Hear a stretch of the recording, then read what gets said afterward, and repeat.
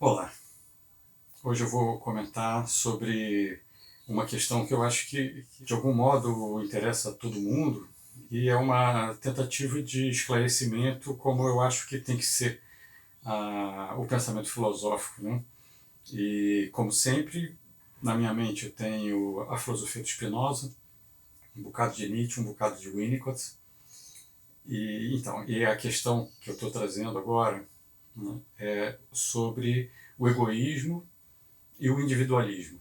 A gente vive numa sociedade claramente individualista e egoísta, isso salta aos olhos e traz muitos problemas. Quer dizer, são várias questões que se colocam, né? Uma delas é em relação a, às vezes, um certo saudosismo.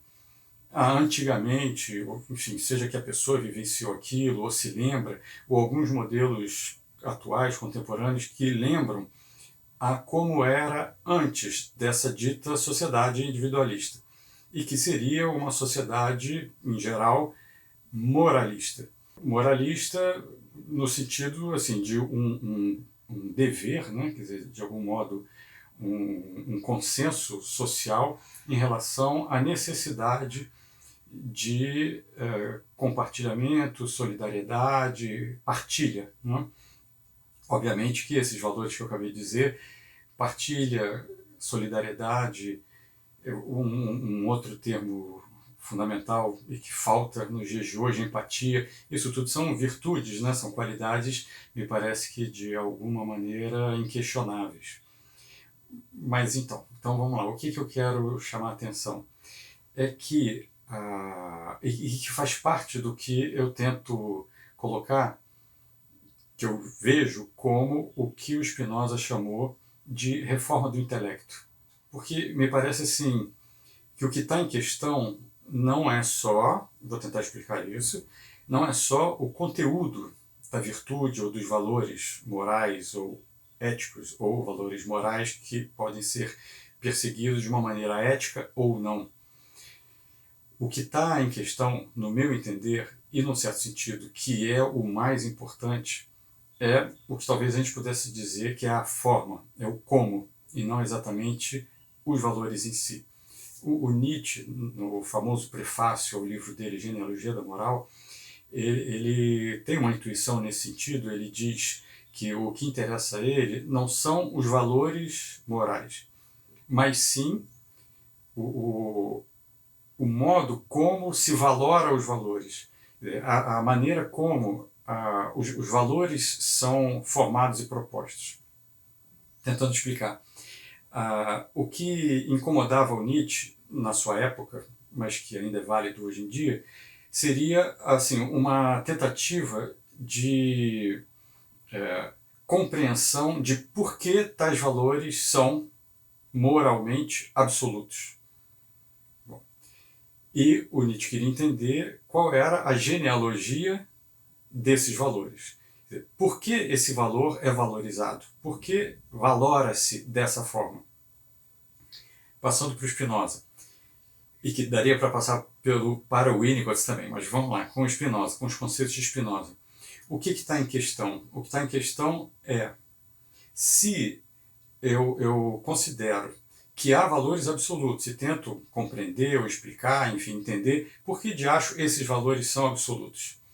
Eu já estou partindo de um princípio de que existe um valor absoluto. O questionamento nietzschiano e spinozista é de por que seriam absolutos esses valores. O que significa isso? Bom, e aí, tentando ir direto ao ponto, qual o problema de existir ou de se considerar um valor como absoluto? É que quando a gente considera um valor absoluto, e aí dá-se normalmente o nome disso de moral, um valor moral, ele passa a ter um valor absoluto, isto é, ele passa a ter um valor, a princípio positivo, por si só. E eu, ser humano, no mundo sensível do dia a dia, passo a ter o dever, a gente poderia acrescentar o dever kantiano, enfim, o dever de aderir e exercer e colocar em prática aquele valor.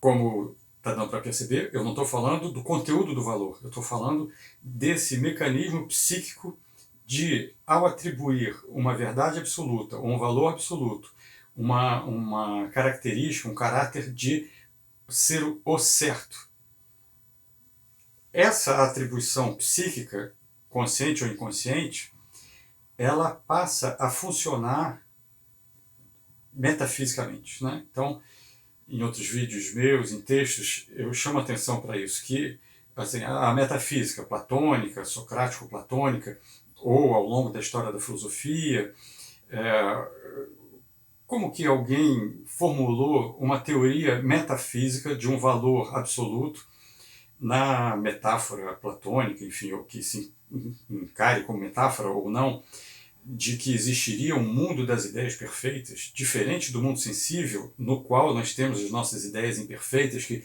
se aproximam mais ou menos desse modelo ideal. Porque na vivência do Platão ser humano, ou do Sócrates ser humano, da pessoa física, Sócrates, da pessoa física, Platão, porque eles formularam uma teoria dessa maneira?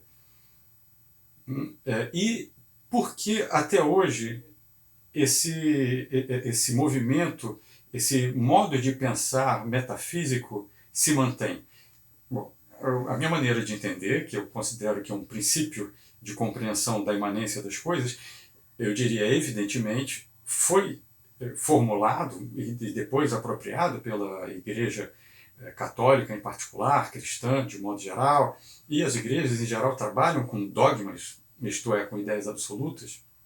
Foi formulado porque, de alguma maneira, Platão e Sócrates, ou Sócrates, Platão, enfim, e os demais filósofos, Kant, Hegel, se afetavam daquela maneira. Esse é um princípio do Spinoza, quem quiser dar uma olhadinha, enfim, num trecho do Spinoza, que ele faz essa análise bem diretamente do que ele chama dos falsos universais, no escolho da proposição 40 da parte 2 do livro, grande obra-prima dele, A Ética. Então o Spinoza ele vai entender dessa maneira, eu concordo plenamente com ele, que afetava-se de uma certa maneira, é o mesmo princípio que o Nietzsche também tem, né? A filosofia é um sintoma, ou pelo menos revela o psiquismo do seu autor. Né? Bom, então, formula-se e pensa-se dessa maneira porque esses autores se afetavam dessa maneira.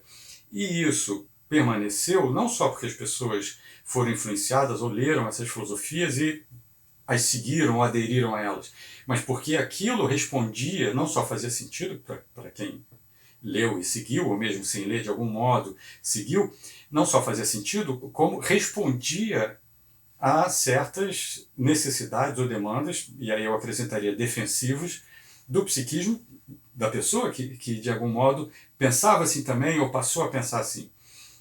Ou seja, resumindo e voltando, a metafísica teórica, a ontologia metafísica é, antes de tudo, e ela só existe por isso, um modo de pensar psíquico que eu considero claramente defensivo, que parte de uma dissociação do devir como uma maneira de controle pela ideia, né, quase um controle mágico, em todo caso psicológico, de segurança e calmaria do devir, das inseguranças da vida, da impermanência das coisas.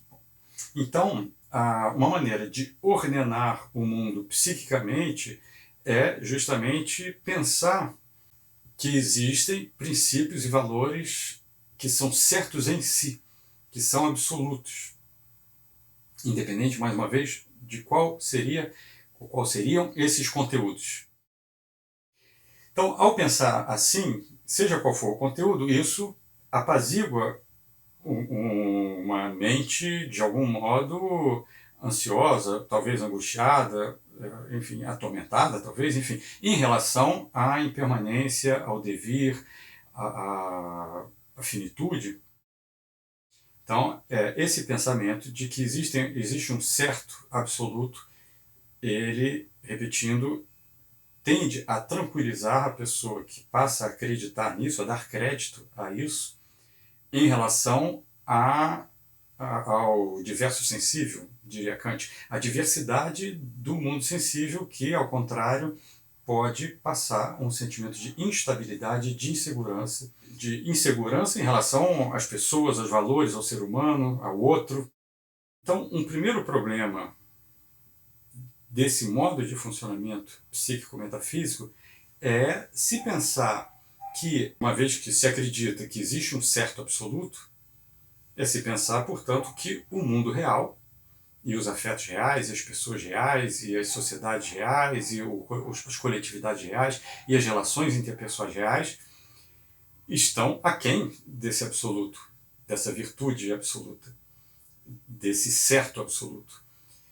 Um outro passo frequente é pensar que, então, se existem esses valores absolutos, esse certo absoluto, ora, se eles forem impostos às pessoas físicas, ao real, o mundo seria supostamente melhor.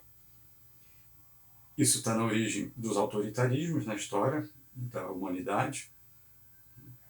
Isso está na origem não só dos autoritarismos, ou seja, quando eu acho que, como Sartre, o inferno é os outros, e quero impingir isso a alguém, mas antes ou ao mesmo tempo, isso é a origem também da culpabilização, da autoculpabilização.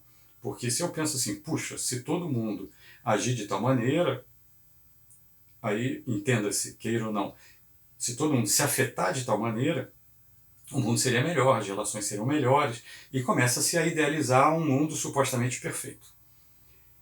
Só que essa pessoa, enquanto ser humano, ela vai, de alguma maneira, mais conscientemente ou mais inconscientemente, perceber, concluir, constatar que ela própria não se afeta daquela maneira, ou que ela própria não consegue se adequar àquilo que ela exige de si mesma e dos outros, ou dos outros e de si mesma. Isso está na origem da culpabilização. Isso está na origem, inclusive, enfim, de uma baixa de autoestima, de um desespero.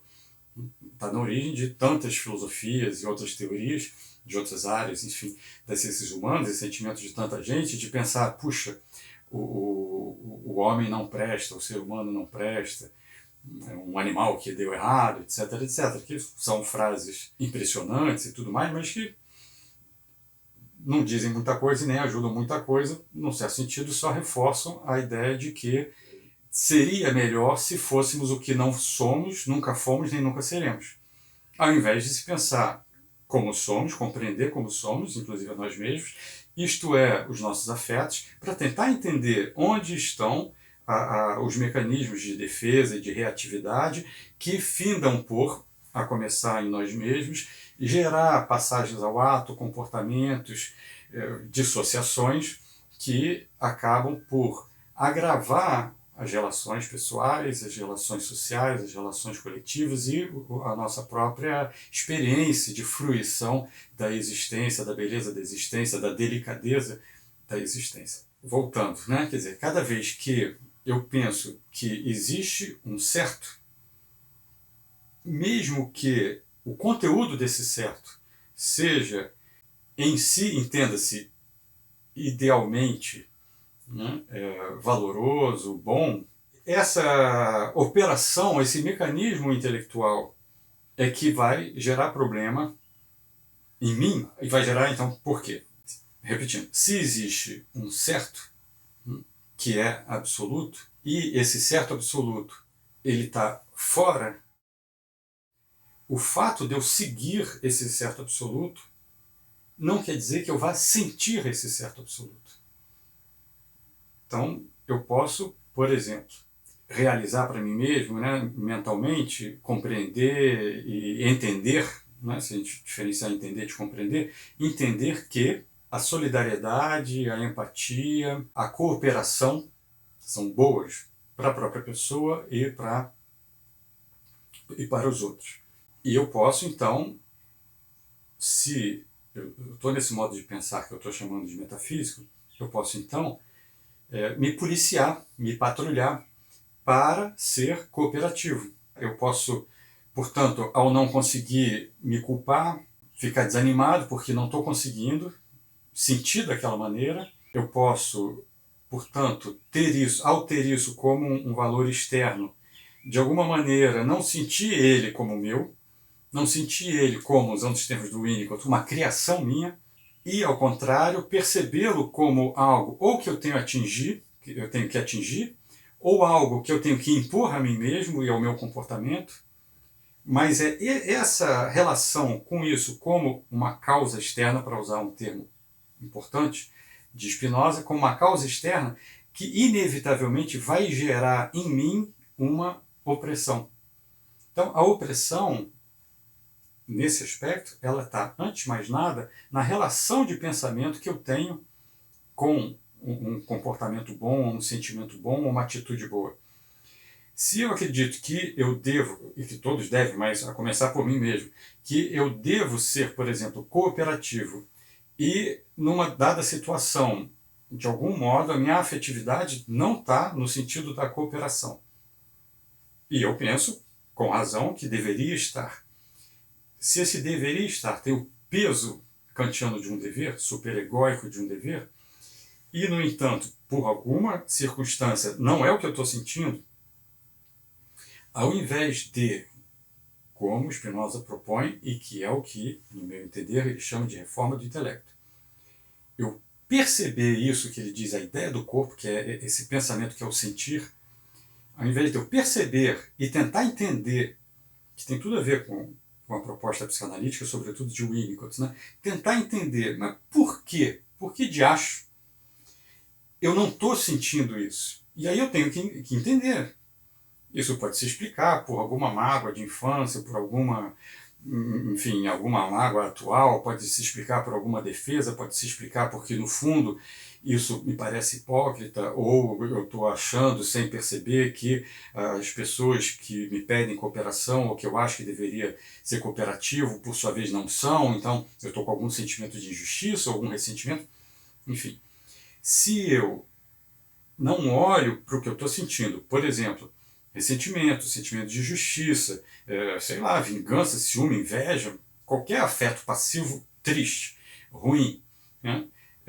Se eu não olho para entender isso, para entender o que está se passando na minha ideia do corpo, ou seja, no meu pensar existir, né? No meu sentir pensar, eu vou simplesmente ignorar a minha realidade de pensamento e sentimento atual e vou pensar que, uma vez que ser cooperativo é um bem absoluto, digamos, né, que eu deveria estar sendo cooperativo.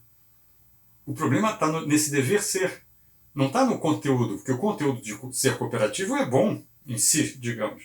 O problema é, ao considerá-lo bom em si, ter esse movimento psíquico, psicológico, intelectual, inteligível, que em geral é inconsciente, né? De dissociação, de olhar essa ideia da ideia que se associa a textos que eu li, a compreensões ou a conclusões que eu cheguei, mas que não estão, nesse exemplo, transformando o meu sentir, a minha ideia do corpo. Então, ao invés de eu tentar entender o que eu estou sentindo, inclusive para entender por que eu não estou sendo, no caso, cooperativo, eu vou simplesmente ou me sentir culpado, ou ignorar o que eu sinto, ou como eu faço, e buscar me impor, como um imperativo categórico kantiano, me impor é isso que em si é bom, ser cooperativo. Qual o problema disso? O problema disso é que o fato de eu tomar esse bem, que mesmo que seja um bem em si, como valor externo, uma causa externa, e a impor a mim mesmo, ou aos outros, né? Enfim, esse movimento de imposição, isto é, tomar isso como, aí quem segue meus cursos, meus textos, minhas aulas vai entender, né? O que Spinoza chama de causa externa, faz com que isso, que no entanto é bom, chegue a mim gerando um afeto passivo. Por quê? Porque eu estou me auto-oprimindo superegoicamente, para usar o termo do Freud. Eu estou introjetando um tu deves kantiano, né? Freud dizia que o superego castrador é o próprio imperativo categórico kantiano. Freud escreveu isso, né? O próprio imperativo categórico kantiano introjetado no psiquismo da própria pessoa, eu vou me impor superegoicamente e, portanto, eu vou sentir afetos passivos, eu vou me auto-oprimir, eu vou me sentir coagido com esse dever, por melhor que seja o conteúdo do dever. Essa autocoação para o conteúdo do dever vai gerar uma das duas coisas que, no fundo, é a mesma. Ou eu vou deprimir por causa disso, porque eu estou me coagindo e não estou entendendo o que está acontecendo e posso até me sentir uma pessoa má, porque eu estou enxergando o que deve ser e agindo de outra forma. Uma grande questão que o Spinoza persegue na ética, porque os homens pensam o bem e agem diferentemente.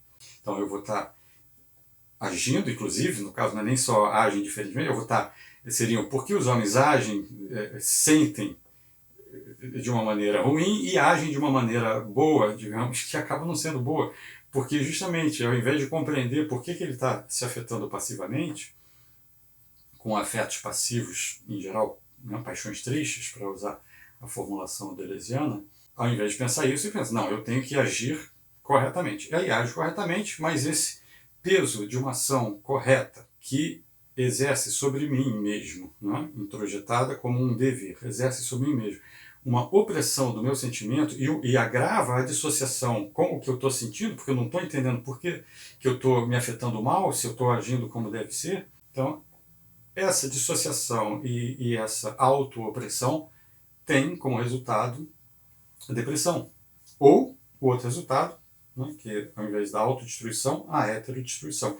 Uma raiva pelo outro, pelo politicamente correto, pelo outro que diz que isso é bom, ou mesmo que seja bom, eu me sinto pressionado, sufocado, oprimido por aquilo, então preciso dizer, no texto, belo texto de introdução ao livro Assim Falava Zaratustra de Nietzsche, né? Eu tenho que dizer o não do leão. Não, não quero essa corcova do camelo. Mesmo que a corcova seja boa em si, digamos, seja um bom valor.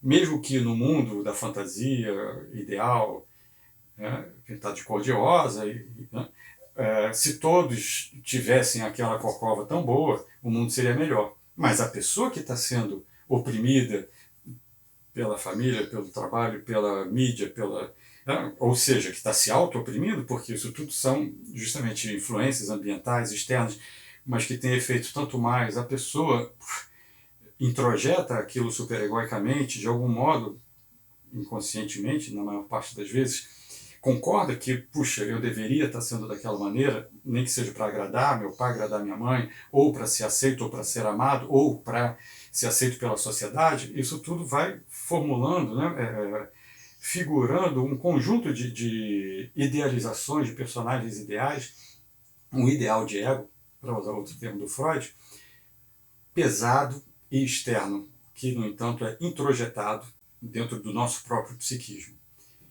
E isso tende a ou gerar, repetindo, uma depressão, ou gerar uma raiva das figuras, a sociedade como um todo, enfim, as pessoas que defendem tal causa, ou pessoas próximas, mesmo reconhecendo que elas estão propondo, vamos botar entre aspas, o melhor, ou um valor que em si seria ou é bom.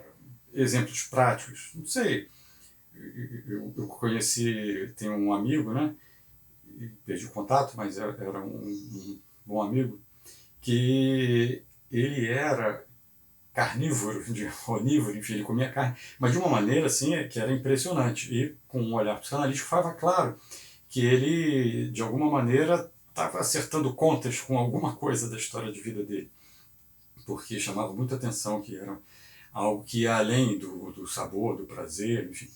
E ele contou, por exemplo, né, que um dia, numa reunião de amigos, que a mãe dele não só era, não me lembro se vegana, vegetariana, mas que botava uma pressão moral, aí está o termo, uma pressão moral, uma pressão que de algum modo passava para ele uma raiva dela, não uma raiva dele, mas uma raiva no sentido assim de o mundo será melhor se você fizer o que eu digo, O mundo será pior se você não fizer o que eu digo. Então, essa pressão do moralismo, como de qualquer moralismo, né? Eu estou dando esse exemplo porque é um contra-exemplo, no certo sentido, dos exemplos mais fáceis, né? Que são os exemplos da religião, das virtudes religiosas, as céticas, né? Enfim. Não deixa de ser ascético, mas, bom, enfim, continuando o exemplo. Então, aquilo surgia com uma pressão que esse rapaz vivenciava aquilo como opressor e como um fator de sufocamento. Então ele, vamos botar entre aspas também, né, precisou ser reativo a algo que ele poderia conscientemente ou, enfim, racionalmente concordar. Mas porque a questão não estava no conteúdo, estava na forma. E isso pode ser também um outro exemplo que está acessível a qualquer pessoa que tenha assistido ou que consiga assistir aquele famoso filme já antigo do Edifício Master em Copacabana. Uma das entrevistadas é uma moça, uma menina do interior de Minas que morava em Copacabana como prostituta. E ela, em outras palavras, ela diz o quê? Que a família dela era muito religiosa e passava uma ideia muito forte, uma pressão muito forte, não por acaso, enfim, sobretudo para as moças da família, de que ou ela seria casta ou ela seria uma vagabunda, uma perdida, uma pecadora. Porque o próprio desejo sexual, o sexo era um pecado, o próprio desejo sexual denotaria uma má índole da pessoa. Como ela tinha desejo sexual, ela fala isso, né, na entrevista. Como ela tinha desejo sexual, a conclusão da ideia reflexiva que diz Spinoza, dessa ideia do corpo, mais ou menos inconsciente, foi assim, puxa, então eu não sou uma pessoa boa, eu não sou uma pessoa digna, logo vou ocupar o único espaço que, no discurso dos meus pais, a sociedade me oferece, que é de ir para a prostituição. Então, no relato dela fica claro que, muito provavelmente, não tem como saber, ela não iria para a prostituição coisa nenhuma se o desejo sexual tivesse sido apresentado para ela de uma maneira leve e saudável. O fato de ter sido apresentado de uma maneira, né, por cuidados, com a família, mais ou menos de fachadas superficiais, não se sabe, ou mesmo com cuidados de evitar que ela sofra ou que seja abusada, sei lá o que mais que se passou pela cabeça dessas famílias, né, da família dela e, de um modo geral, das famílias tradicionais, enfim, nesse aspecto, tradicionais, claro, com boa ou má intenção, enfim, mas digamos que com boa intenção, essa pressão fez com que ela não suportasse a pressão e precisasse, para a liberdade existencial dela, dizer não. Só que a coisa foi apresentada que ela foi convencida, né, e introjetou esse convencimento de que então ela só restava ela ser uma prostituta. É um outro exemplo, né, de que a relação sexual, ao não ser apresentada como podendo ser bem vivenciada de uma maneira saudável, acabou gerando uma reatividade que foi libertadora, né? Uma alegria passiva que foi libertadora da imposição de uma tristeza. E o que eu quero chamar a atenção, voltando ao ponto, é que essa imposição de uma tristeza, ela se dá mesmo quando o conteúdo do que está sendo imposto é bom ou bem intencionado ou possa ser bom. A gente pode pensar vários exemplos. Pode pensar de uma maneira geral também exemplos em relação à educação dos filhos, né? Quantos e quantos pais, pensando no bem do filho, vamos botar entre aspas, mas eu acredito que há pelo menos uma grande parcela de boa intenção e franqueza e sinceridade nisso, não criticam, condenam os filhos com peso, com raiva. Você não pode fazer isso, você tem que fazer aquilo. E às vezes, inclusive, tirando a ação, a crítica ao ato e passando a crítica para a pessoa, né? Humilhando o próprio filho, colando no próprio filho, na própria filha, claro, um estigma de má índole, de não ser uma boa pessoa, de não poder ser daquela maneira. E, no entanto, não é que a pessoa é ou não é, ela tem o temperamento dela, a maneira dela de compreender o mundo. Então, enfim, fica um recado, né, para os pais, que é evidente que o mais importante é que a nossa ingerência, a nossa tentativa de ajudar os nossos valores e tudo mais, o mais importante é que isso seja passado com leveza. É extremamente comum e frequente adultos que relatam como muito traumático e como tendo sido, em algum grau, arrasador ao longo da vida inteira, a maneira como o pai ou a mãe tratava ou impunha certo valor ou criticava ele por agir de uma outra maneira ou como não deveria ser, mesmo esse adulto reconhecendo que o conteúdo estava correto. Não, meu pai tinha razão, não, minha mãe tinha razão, mas a forma era traumatizante, porque a forma era opressora, a forma era como se estivesse dizendo, você precisa pegar esse valor como causa externa e imperativamente, ou seja, como uma ordem, imperativamente colocar esse valor categórico, plaf, né, goela abaixo. Esse valor tem que te machucar, tem que ser e contra você, tem que fazer você sofrer. Por quê? Porque o que vale é o valor. É o valor moral. Ou o valor que até pode ser ético, mas que, posto dessa maneira, se torna moral, moralista, externo, causa externa, opressor, gerando um afeto triste que vai necessitar, certamente, na vida daquela pessoa, uma reatividade para gerar um alívio, uma alegria passiva, se contrapondo a uma tristeza arrasadora. Então, assim, o que fica para um adulto e para a vida de um adulto é certamente a afetividade. Então, é o conteúdo? Também. São os valores? Sim. Mas é, sobretudo, a maneira como esses valores são apresentados, passados.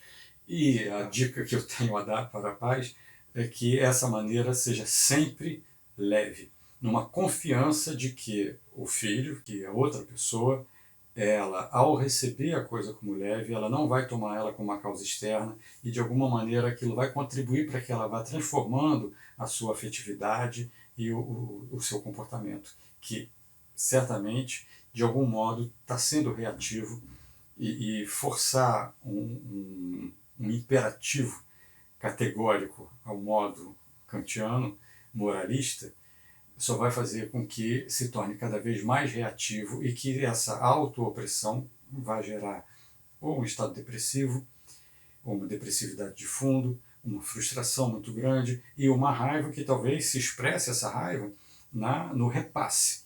No repasse de obrigar imperativamente outras pessoas, seus próprios filhos, por sua vez, ou outras pessoas nas relações sociais, a se curvarem também, a sofrerem em nome do bem. E, aliás, é isso que está na origem de de todo autoritarismo, né? Em nome do que eu considero claramente como sendo o bem, a verdade, o certo absoluto, eu vou impor a você que você se submeta a isso. Então, enfim, esse ponto importante que eu queria trazer e compartilhar, desses malefícios desse pensamento de um bem absoluto, de uma verdade absoluta, mesmo que o conteúdo dessa verdade seja, ou dessa suposta verdade, né, desse bem supostamente absoluto, seja mais ou menos universal, que é a maneira como a gente compreende ele, como a gente o absorve, é que pode ser na maneira de um afeto ativo, ou ao contrário, como uma autoimposição que destrói ou que faz um estrago muito grande no psiquismo e na possibilidade da pessoa de se afetar ativamente, positivamente, de modo saudável. E as pessoas que se afetam de modo saudável, elas passam a não ter mais necessidade, ou tanta necessidade, de defesas reativas portanto, enfim, elas compreendem de uma maneira mais espontânea, natural e autêntica esses conteúdos, justamente, né? Da colaboração, de por que não ser bom ou ajudar os outros, né? Quer dizer, a coisa se inverte, ao invés de ser colaborativo, para pegar o nosso exemplo inicial, ser um dever, passa a não fazer sentido não ser. É claro que cada um vai fazer a sua maneira, mas o afeto, a afetividade vai ser muito mais fácil de ser sentida dessa maneira do que por uma imposição. Eu vou agora falar do tema que eu iniciei, que é a questão do individualismo e do egoísmo. Vamos pensar num exemplo. Quando a pessoa ela é altruísta, que seria o oposto do egoísta, ela pensa no outro, ela tem empatia com esse outro, ela pensa no outro. Ao pensar no outro, isso lhe dá satisfação, né? Se eu faço bem ao outro, se eu compartilho, se eu sou cooperativo, isso certamente vai me fazer bem.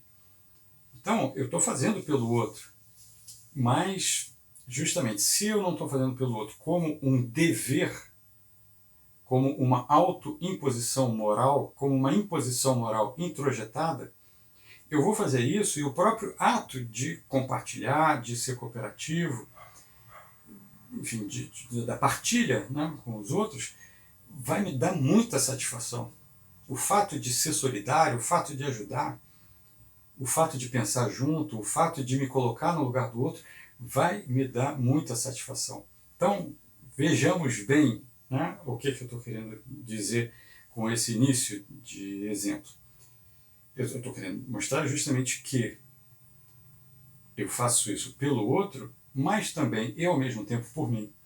Então, num certo sentido, a gente poderia dizer que o altruísmo, quando é sincero, é também ao mesmo tempo um egoísmo. Aí, olha que curioso, né? É isso que eu sublinhei. Quando é sincero, porque justamente se o altruísmo é um dever, se é um bem considerado em si e que eu tenho que me forçar imperativamente a praticá-lo, é certo que isso vai ir contra o meu sentimento. E de alguma maneira eu vou me sentir oprimido ou auto-oprimido por exigências de outras pessoas, ou sociais, ou de familiares, ou de quem quer que seja, mas de mim mesmo, né, porque introjetei essas exigências, a agir de tal maneira altruísta. Só que eu vou estar fazendo isso considerando que é o certo e tendo uma satisfação egoísta também, uma satisfação de estar fazendo certo, mas uma satisfação que a gente poderia dizer egóica. Uma satisfação que é assim, estou fazendo o certo. Por quê? Porque tenho uma ideologia, uma crença de que isso é o certo e que deve ser feito, eu queira ou não. Mas se eu não tiver sentido isso, como a gente viu, isso vai acabar sendo um motivo de ambivalência de afeto, de raiva de mim mesmo por estar me forçando a fazer isso, de raiva de quem defende isso, de raiva de quem me influenciou a seguir esse princípio moral absoluto, ou, de alguma maneira, ao invés de ter uma satisfação em compartilhar, de encontrar nisso expansão, e expansão nesse aspecto, digamos, egoísta ou narcísica, né? Se a gente usar o termo no sentido diferente do que é usado normalmente, ao invés disso, de ser um sentimento saudável que ajuda o outro e me nutre, eu vou acabar me auto-oprimindo, tendo isso como um dever contrário, no entanto, ao que eu estou sentindo. Então, ao invés de entender por que de acho eu me sinto na obrigação de fazer isso e me esquecer de cuidar do outro, cuidar do namorado, da namorada, do marido, da esposa, dos filhos que a pessoa tanto ama e tudo mais, mas em detrimento de mim, ao me esquecer em tal relação, em tal outra, de trabalho que seja, né, eu me dedico porque eu acho que eu tenho que me dedicar à empresa ou ao que for, ou a uma causa, mas se isso não está me trazendo essa satisfação interna, essa dedicação vai me pesar, vai ser um fator de depressão e certamente vai gerar em mim ressentimento, afetos ruins, afetos tristes, vai me gerar em mim algum tipo de raiva, de ódio, algum sentimento que vai ser ao mesmo tempo autodestrutivo e heterodestrutivo. Algum sentimento no sentido justamente de injustiça, ressentimento, eu dou e não recebo nada em troca, cobrança, E aí fica claro que as relações vão se tornando muito ruins. A gente está certo em considerar, evidentemente, o egoísmo e o individualismo como, em si, se pode dizer, ruins. Mas a questão é muito mais complexa, porque mesmo que a gente considere o oposto disso como um bem, se a pessoa não sente, isso não vai ser um bem para ela. Não vai ser um bem no sentido do efeito afetivo nela própria, vai ser ruim. E esse afeto ruim vai fazer com que ela haja de uma maneira, para ela própria, hipócrita, cínica, contraditória, ambivalente, e muito provavelmente as pessoas vão perceber, poxa, você está me ajudando, mas está cobrando. Você está me ajudando, mas é um toma lá da cá. Você está falando de tal virtude, mas é contraditório, é o oposto do que você pratica, uma coisa que você fala.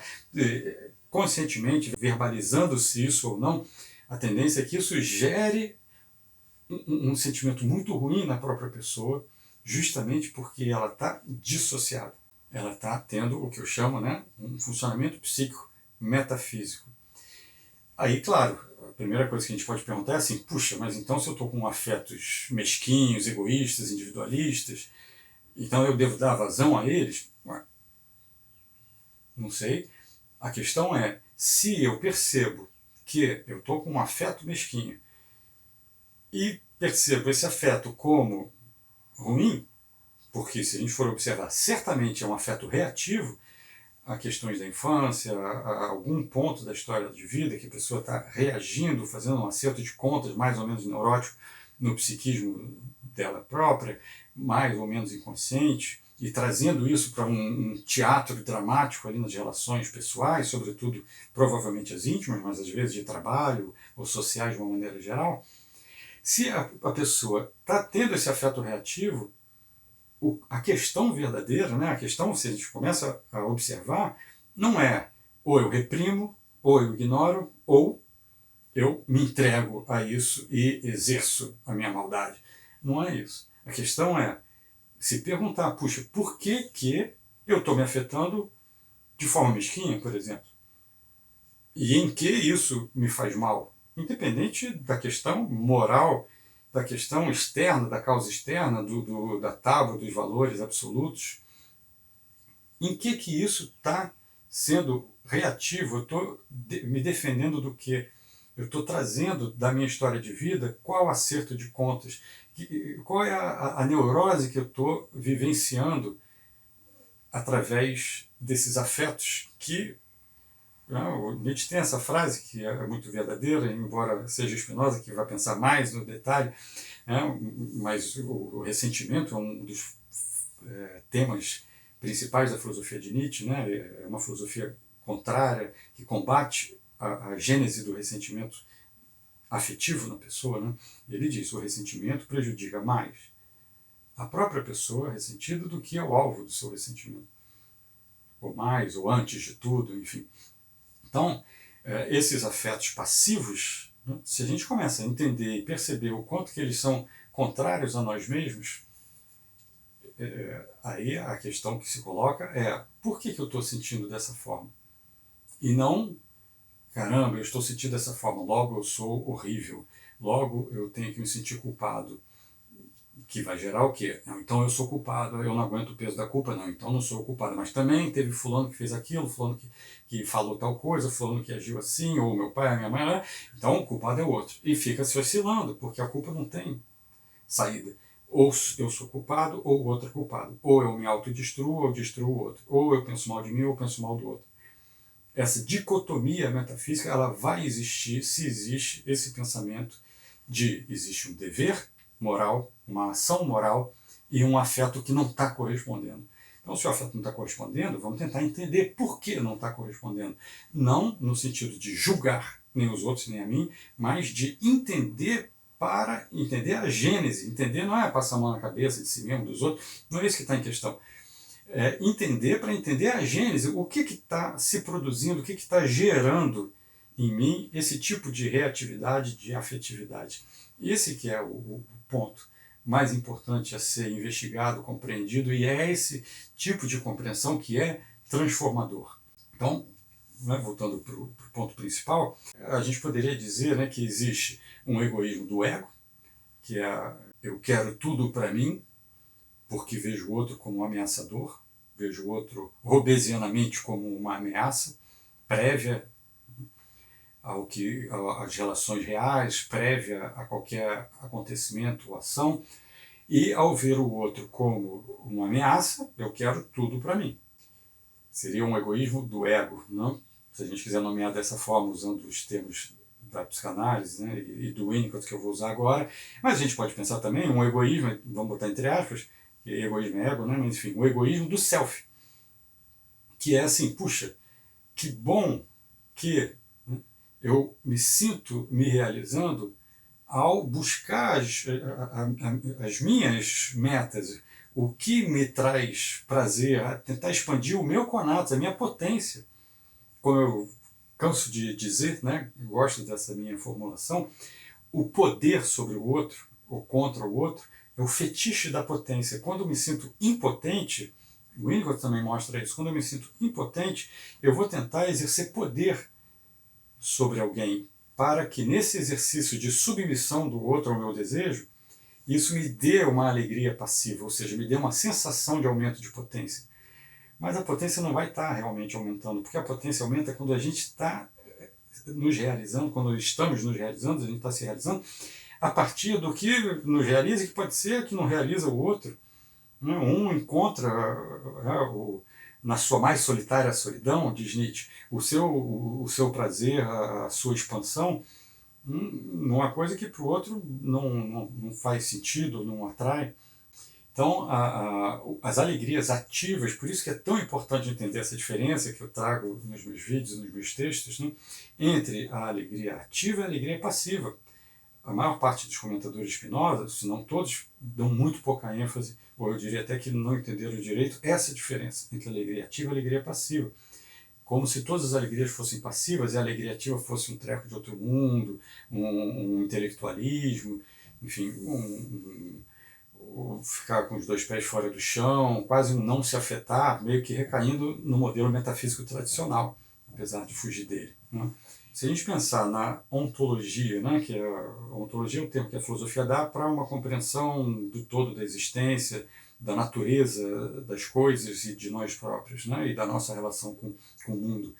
Se a gente pensar na ontologia que o Spinoza propõe, nós somos modificações da vida em geral, modificações da substância única que constitui tudo.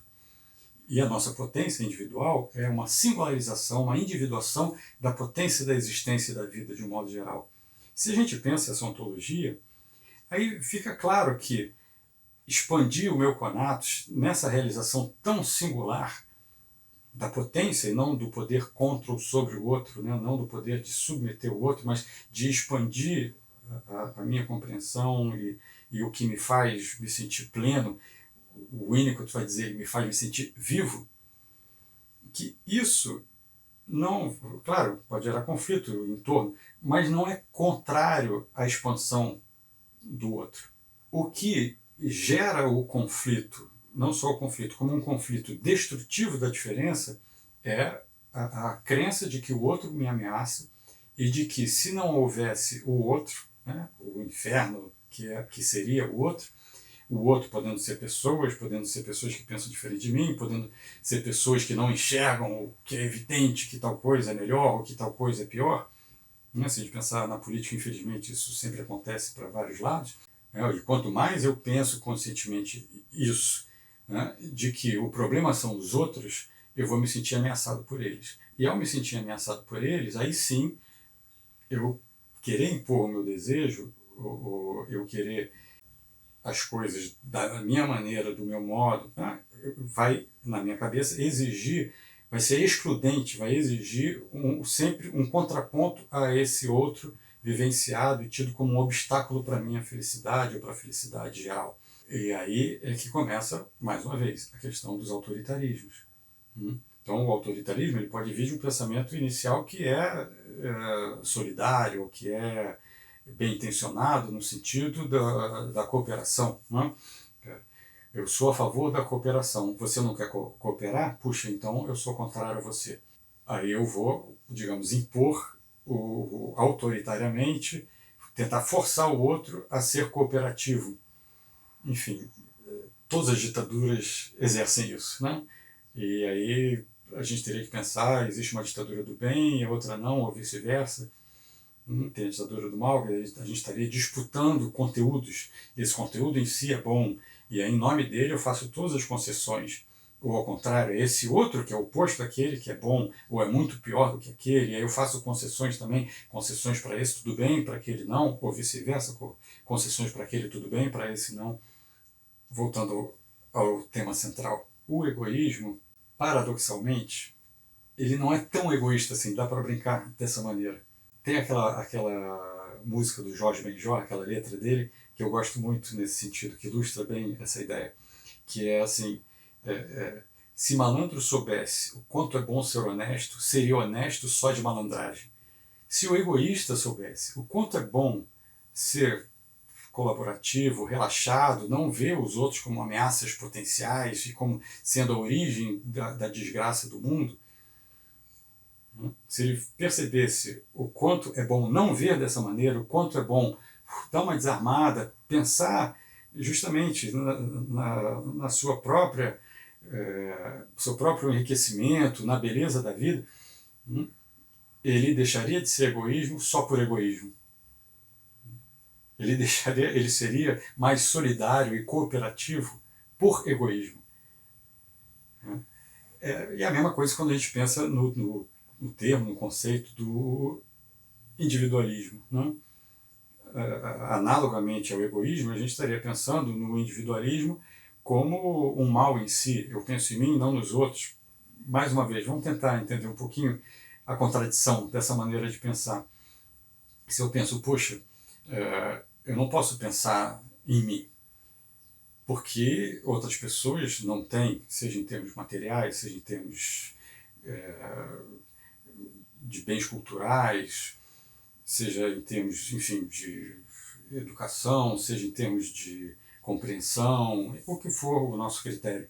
E aí eu penso, não, eu preciso, eu só vou conseguir ser feliz, eu só vou conseguir relaxar quando todos tiverem, ou as mesmas oportunidades, enfim, menos mal, ou todos tiverem a possibilidade de serem felizes, ou pior ainda, quando todos forem felizes. Enquanto que a felicidade é um afeto, né? É uma maneira de se afetar que engloba prazer e tristeza, prazer e dor, alegrias e tristezas. Né? Então, se eu pensar assim, eu tenho que lutar para que os outros sejam felizes, senão eu vou me sentir culpado, bom, o que eu estou querendo é o quê? Que ele tenha melhores condições. E estou supondo que as minhas condições são razoáveis para isso. Então eu estou querendo que ele tenha, mas se ele tiver, ainda assim outros não vão ter. Então, pelo mesmo princípio, ele também não pode usufruir, ele tem que se sentir culpado. E o outro, por sua vez, que ele for ajudar, também não vai ser, não vai resolver todos os males do mundo, ou não vão ser ainda assim todas as pessoas do mundo que vão parar de sofrer e dores. Então ninguém, todo mundo, né, sente dor. Aí, pelo mesmo motivo, também ele tem que se sentir culpado. Quer dizer, então, mais uma vez, a ideia de um bem externo pode encontrar esse impasse, né? No sentido de que eu quero que o outro se sinta relaxado e bem, enquanto ele não se sentir, eu não posso me sentir. Nas relações amorosas, né, íntimas, pessoais, isso acontece muito. E a pessoa que pensa assim, né, eu tenho que me doar para o outro, na maioria das vezes eu diria que ela acaba provocando ou alimentando até uma perversão da parte desse outro. Porque esse outro vai ser visto, no fim das contas, de uma maneira arrogante, pretensiosa, como um pobre coitado. Porque, justamente, não vai estar se vendo que a experiência de vida é dele e que o que está em questão são as questões afetivas. E que eu, ao pensar que eu não posso não me sentir culpado, a não ser que ele tenha todas as condições e que eu, onipotentemente, possa oferecer a ele todas as condições dele se afetar bem, né? Ele se afetando bem, enfim, ele poderia ter o mesmo pensamento e concluir que ele também não pode se sentir bem. Bom, não sei o quanto que eu passei essa ideia, né? de que o individualismo, assim como o egoísmo, né, às vezes são palavras que abordam aspectos diferentes de um mesmo problema, às vezes estão sendo usadas de fato para a mesma situação, para a mesma coisa, a questão é análoga. Né? Quer dizer, é importante que eu tenha algum individualismo, mas esse individualismo ele não exclui a cooperação, não exclui o desejo de diminuição das desigualdades sociais, não exclui o desejo de que os afetos possam ser vivenciados ativamente, com alegrias ativas, por um maior número de pessoas, por mais tempo, de forma mais duradoura, de forma mais frequente. E o contrário, né, quer dizer, um ideal de absoluto não individualismo, certamente é uma idealização que não tem como se realizar, se concretizar. E mais do que isso, o individualismo, como em geral é criticado, ele acaba sendo, aí sim, uma falta de individualismo, porque o individualista, assim como o egoísta, né, digamos, ou que seja o mesmo caso, se ele é individualismo no sentido de só pensar nele em detrimento dos outros, ele está se prejudicando. Né? Porque ele está justamente não só vivendo num mundo isolado ou forçando os outros a lhe servirem, como internamente, psiquicamente, ele está vivendo um mundo assustadoramente ameaçador. E isso é inevitavelmente gerador de afetos tristes, de uma inquietação, uma rivalidade introjetada. Ele certamente, na mais solitária solidão, ele não está se sentindo amado nem passível de amar, ele está deixando de vivenciar relações humanas de abertura, de tolerância, de acolhimento, que fazem com que mesmo internamente ele esteja sempre alerta, vigilante, com a guarda levantada, desconfiando de tudo e de todos. Então, esse individualismo é contrário ao indivíduo. É contrário a quem o sente e o pratica. É um estado contínuo de guerra que faz mal, antes de mais nada, à própria pessoa que sente e age dessa maneira. Enquanto que outras pessoas que conseguem, justamente por serem, né, terem esse egoísmo do self, esse egoísmo positivo, e que talvez a palavra não se sustente mais, mas só para a gente continuar usando ela para fazer esse contraponto com o egoísmo do ego, né? Digamos, a pessoa que tem esse individualismo no sentido de que eu sou uma modificação da substância, então a minha expansão obviamente vai favorecer, vai servir de exemplo, vai incentivar, vai contribuir, vai ajudar as outras pessoas. A gente vê isso com os grandes exemplos da cultura, da sociedade, a gente vê isso com as pessoas que a gente conhece e que a gente de algum modo admira, ou admira a simplicidade, admira a guarda baixa. Essa influência positiva se dá justamente quando a pessoa consegue buscar esse, a gente chama, né, esse ideal, no outro sentido, né, esse ideal imanente, concreto, enfim, essa expressão do seu próprio conato, da sua própria potência, de uma maneira singular, né, sem justamente, sem necessariamente ou substancialmente, essencialmente, sem competição, sem se medir pelos outros, sem tentar estar kit com o checklist das exigências sociais. Claro que nunca isso é uma coisa pura, nem uma coisa simples, é complexa, né? Mas existe uma diferença muito grande entre esse individualismo que está com a guarda baixada e aberto para o outro, porque não faz sentido ir contra o outro, e esse individualismo, que em geral é o alvo das críticas, mas aí cria-se uma confusão, esse individualismo da pessoa que está numa relação acirrada, de desconfiança contínua, plena em relação, chega-se ao ponto até aos seus próprios, à própria família, à própria esposa, ao próprio marido, aos próprios filhos. É um inferno o individualismo, é um inferno para a pessoa individualista nesse sentido. Só que, voltando para o início, essa aplanamento da compreensão, esse achatamento da compreensão, que faz com que, em geral, as pessoas pensem: o individualismo é ruim, então a sociedade atual... Tarará. Bom, e antes? Antes todo mundo era ser humano do mesmo jeito, todo mundo se afetava do mesmo jeito. Não, mas antes aí tinha-se um rito social, tinha-se uma moral social, tinha-se uma imposição da moral que tinha o benefício de todos estarem juntos. E se a gente olha de perto, era horrível, porque eram imposições sociais que oprimiam os indivíduos, constituintes daquela tradição, daquela sociedade. Qualquer sociedade tradicional vai ter um lado positivo e bom, né, da união e tudo mais, e vai ter suas vítimas, que é justamente quem se sente oprimido ali dentro. E muitas vezes quem não se sente também está sendo.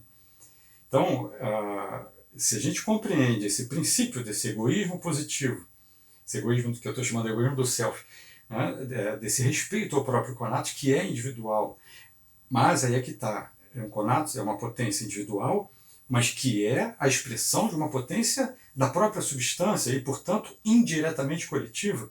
Porque se cada um tiver preocupado em ter afetos ativos, alegrias ativas, essas alegrias ativas podem gerar conflitozinhos à toa, mas não vão se transformar num ódio, num sentimento de ameaça. Então, essa preocupação com o que te realiza, o que te expande, a tendência é que isso se expresse de uma maneira a favorecer os outros e suas próprias potências singulares, únicas, diferentes. A vida coletiva me parece que fica muito mais saudável e positiva quando se tem precisamente esse respeito pela diferença, pelo diferente, pelo singular, pelo único, ao invés de existir uma moral de todos têm que pensar assim em prol do bem comum, em detrimento dos indivíduos que compõem o comum.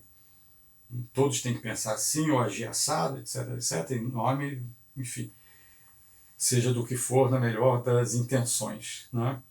Então, enfim, concluindo, né, ao invés de se pensar uma oposição do todo e da parte, do coletivo e do individual, o que o Spinoza está trazendo, seja na compreensão social, política, seja nas relações humanas, é que existe a questão da potência e dos afetos que está na origem, e que esse, coloquemos entre aspas, egoísmo ou individualismo do self, do conatos, que busca uma potência que é compartilhável e não um poder de submissão dos supostos opositores e agressores e tudo mais, é algo que torna a vida coletiva e individual muito mais agradável e saudável do que grandes ideais, ideologias de uma revolução para um lado ou para o outro, de algum modo extremista ou autoritária, em nome de algum bem que,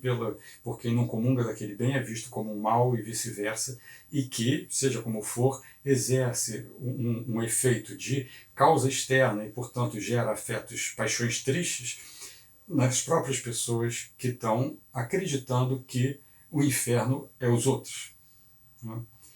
Bom, é isso que eu pensei em trazer para compartilhar com vocês.